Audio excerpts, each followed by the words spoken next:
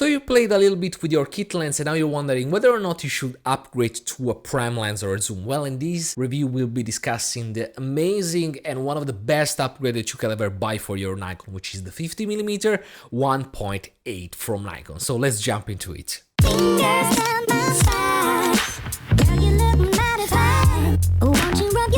What's up YouTube, welcome back to Newpix on how to be better photographers by sharing experiences and mistakes, but today I want to give you the review of one of the best lenses that I think you can buy if you want to upgrade from your kit lens, which is the Nikon 50mm f1.8G. Here I want to chit chat a little bit with you on why you want to buy it, but if you want to skip all the chit chat and just go to the samples, well, there are the link and the shortcuts down into the description section. Now let's answer to the first question, is that how do you really understand whether or not you need to upgrade a kit lens? Well, most of the time you don't really need, but you would like to try something else, and one of the best way to get into the world of prime lenses and play with it is to buy vintage lenses. Now, if you're a Nikon shooter or you also shoot on Micro Four Thirds, there are a bunch of vintage lenses on eBay, on local shops that you can buy for very cheap. They are built like a tanks, so you will find a lot of metal and very rock solid lenses for very cheap. I mean, as cheap as 50 bucks, 100 bucks, it depends on the kind of lens that you want. And those lenses will be amazingly fast. They will go down to f2, f1.8 of aperture. The only downside is that they are manual focus only, because most of them they didn't have the focus motor inside, and some of those they won't even meter with your camera. So you have to do a little bit of guesswork and learn about how to read the histogram. Now, if you would like to learn how to read an histogram, I will put the link right here. If you don't know which kind of prime lens you should go for, whether it can be a 28mm, a 35mm, a 50mm, what you simply need to do is just take your kit lens, set it on the focal length that you want to try, and just shoot with it without never changing for 1 week. And then at the end of that week, look at your shots, see if you like them, and then you can understand whether or not that focal length was either too short or was it too wide for your purposes. Because when you have a prime lens, of course, one of the downsides is that it doesn't zoom. Prime lens means only one focal length, but the good thing is that the prime lens does only one job and it does amazingly. Prime lenses are usually sharper than zooms, and they can have much faster aperture, down to 1.8, 1.4 and even crazy 1.2. So extremely good for bokeh, extremely good for low light situation. However, one of the things that you have to look for is that if you have an APS-C sensor, meaning a cropped sensor, and you stick a 50mm prime on it, you actually have to multiply the focal length of your lens for the crop factor of your sensor, which in our case is 1.5 for Nikon shooter that they have crop sensor camera. What this means is that when you put a 50mm prime on your camera, you're actually having a 50mm multiplied by 1.5, which brings us to 75mm. So you're actually shooting a little bit longer than your lens tells you, and it is the same if you put on your camera a 35mm lens. You're actually shooting at 35 multiplied by 1.5, which is roughly 52mm. So just keep that in mind when you buy prime lenses and whatever zooms you buy for your crop sensor camera. Now, according to which kind of photography you like to do, I will suggest to you to go either with a wide angle lens or a 35mm or a 50mm. For example, let's assume that you really like shooting landscapes. Well, you wanna really keep your prime lens below 28mm.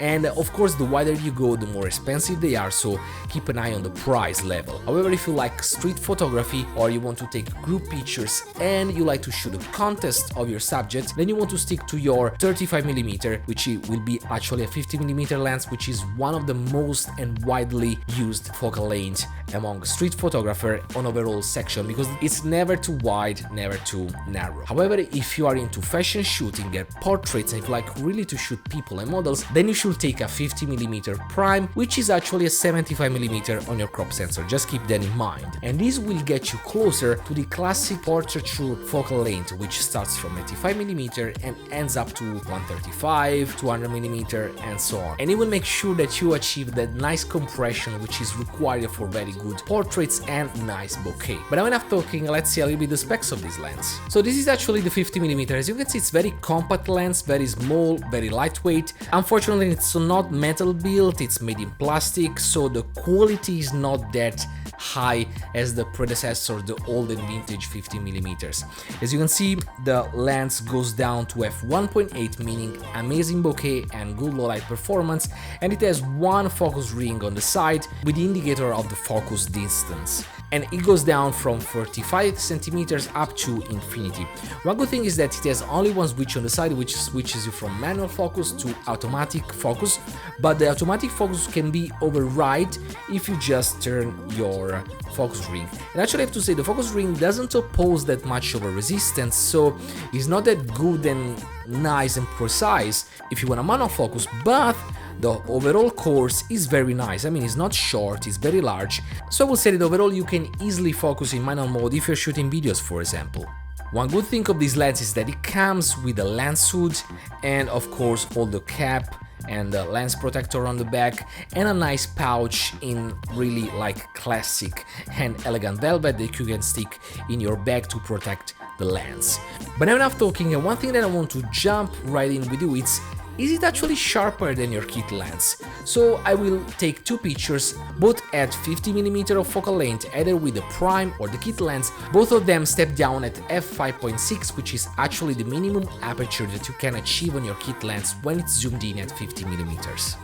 And here we are in Lightroom. Now we will compare an image taken with the kit lens on your left with the image taken with the 50mm Prime lens here on the right. Now, the first thing that I noticed is that I didn't move anything, I didn't move the camera, I had the camera on my tripod. I manually focused by zooming in very much in live view to make sure that there was no mistake caused by the automatic focus, and then I enabled the exposure delay settings. I was using the shutter remote to avoid any camera shake, but still what I can see is that the image here it's a little bit more distant than the image here. Just look at the edge of the tile compared to the edge of the frame. Here you have no space, here you have some space, and I don't know if it was because on the kit lens I wasn't zooming enough in, or it actually had some focus breathing problems much more than this one. But this one doesn't feel like 50mm, it feels a little bit larger. But the reason why we are here is to check sharpness. Now let's zoom in at 1:1. So I was focusing on the eye. Now, in this setting, I don't know if you can see it, but in my opinion, the image on the left, it's a little bit softer than this one. This one feels sharper, I will say noticeably sharper.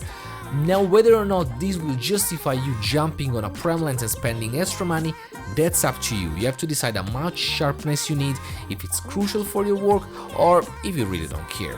However, the differences become more clear if you zoom in at 2:1 magnification, and here you can clearly see that the eyes of the goat over here it's much sharper than the eye of the goat over here. Just look at the edge of the head and his eyes over here, and just look at these. I think that this one feels much sharper. So sharpness test, it goes to the 50mm Prime as it's supposed to be. I mean, it would have been a huge disappointment that if it wasn't like that. So now that we have seen who's sharper, let's see actually how this lens performs through the all f-stops numbers. So we will start at f1.8 and go all the way up to f14 and see how the lens performs in terms of sharpener when it's closed down or wide open. But now let's go and review the sharpness level of the lens from wide open step down to f14. So here we have the same subject, the goat, where I was clearly focusing, I mean manual focusing on the eye of the goat. And as you can see, down at 1.8 you have this amazing blur and bokeh, which gives you a very artistic effect where only the tiny part where you're focusing it's in actual focus. But let's see how sharp is this lens wide open. And here we zoomed 1:1, and I feel that the lens it's incredibly soft over here. Now this is not the case if you're shooting people. I mean, I'll be using this lens for a model photo shoot, and I was able to nail the focus on her eye, and the eye was pretty sharp, but of course when you are closer to the subject, depth of field it's so shallow that actually it's very easy to miss it. And I just think that beside of this, the lens is not really sharp step down at f1.8. For this reason, even if you want to achieve the same level of bokeh, you just want to step up the lens to 2.8, where you can still have amazing artistic effect, but look how sharper this image is compared to this one. This is f1.8, this is f f2.8. So the fact that you have f1.8, it doesn't mean that you have to use it always. If you feel the lens is not sharp over there, just step a little bit down, you will keep the same bokeh and you will gain a lot of sharpness. Now from f2.8 the lens becomes very sharp at f4. I mean, look at this, how sharp is this eye.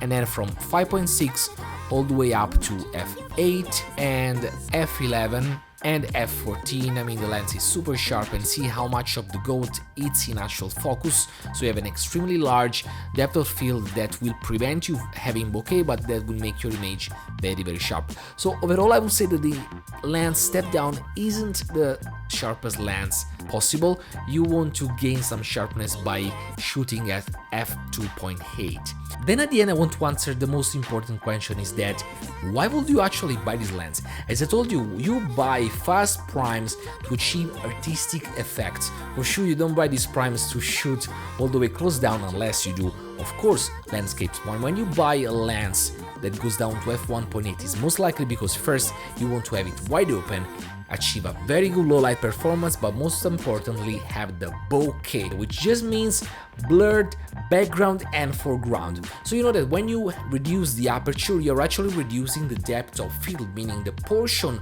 of the reality which is actually in focus. So when you have f1.8 and you zoom on this microphone, it means that only this area of the microphone would be actually in focus. Everything that is beyond the microphone and everything which is on the foreground of the microphone, like for example my hand, you can see it's very blurry, it's not sharp. But if I keep my hand close to the focal plane, it becomes very sharp. So as you can see also here, those lights on the back, they're not in focus because they are out of the depth of the field. They are beyond where's my focal plane, so that's why they are blurred. And with this lens it's very easy to put things out of focus and achieve artistic effects such as this one. So let's have a look at this video.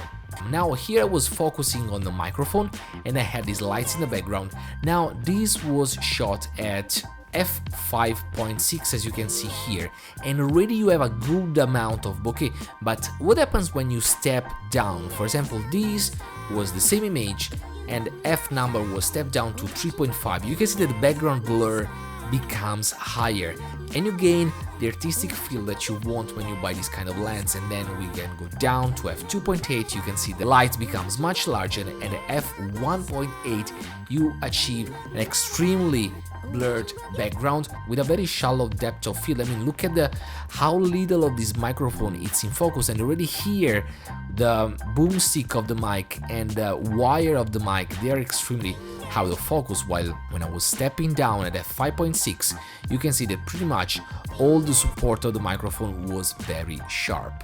This is the effect that you actually want to achieve, and that's why you wanna buy this lens, because you want to make art with your photography, shoot in low light, lower down your ISO and make beautiful pictures. And we are at the end of this video. Now for now it's everything, and remember to subscribe if you like what I'm doing, put a thumbs up and send me a message whether or not you like the new video.